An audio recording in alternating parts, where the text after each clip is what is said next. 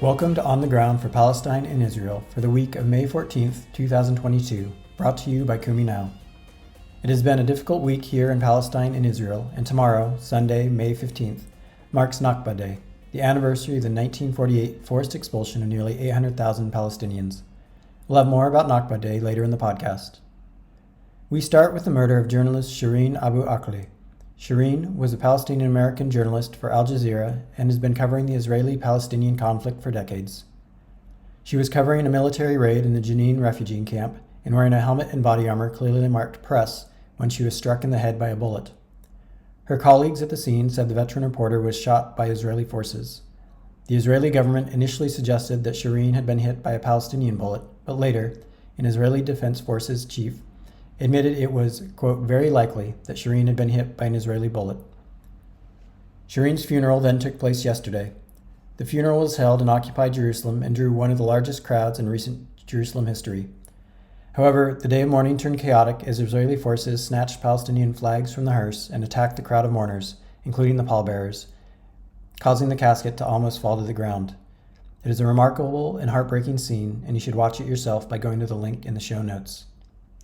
While that was occurring, and with the region's attention on Shireen's funeral, a group of Israeli settlers took the opportunity to take over a Palestinian building in the old city of Hebron on Friday, while flanked by Israeli soldiers.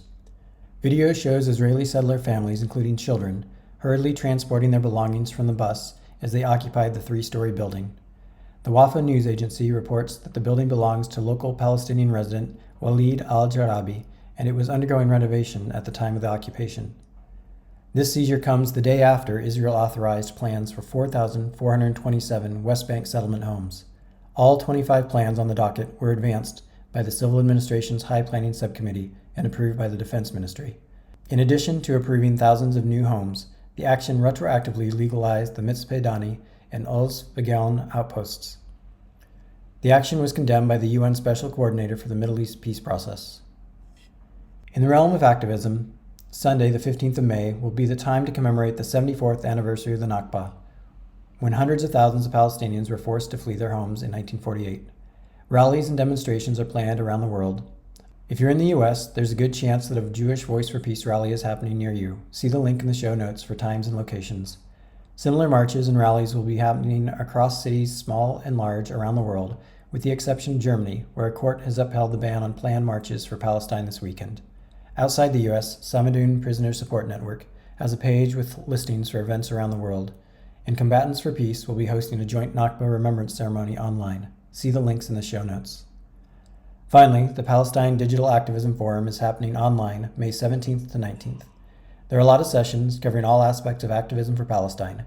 Most sessions are either in English or have an English translator. I've attended several sessions over the past few years, and I highly recommend it. Remember, links to the stories and petitions mentioned in this video are always available below this video.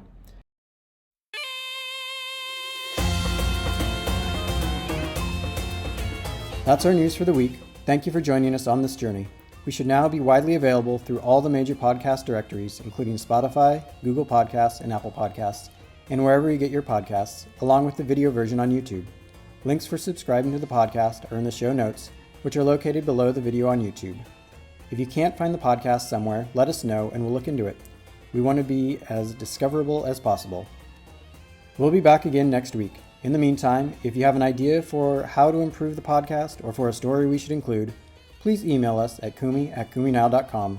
If you like this weekly roundup, we suggest you join us at kuminow.com, follow us on social media, and join our weekly Kumi Now newsletter. You can sign up at kuminow.com/register. We thank you for your role in activism for Palestine and Israel, for only together may we rise up.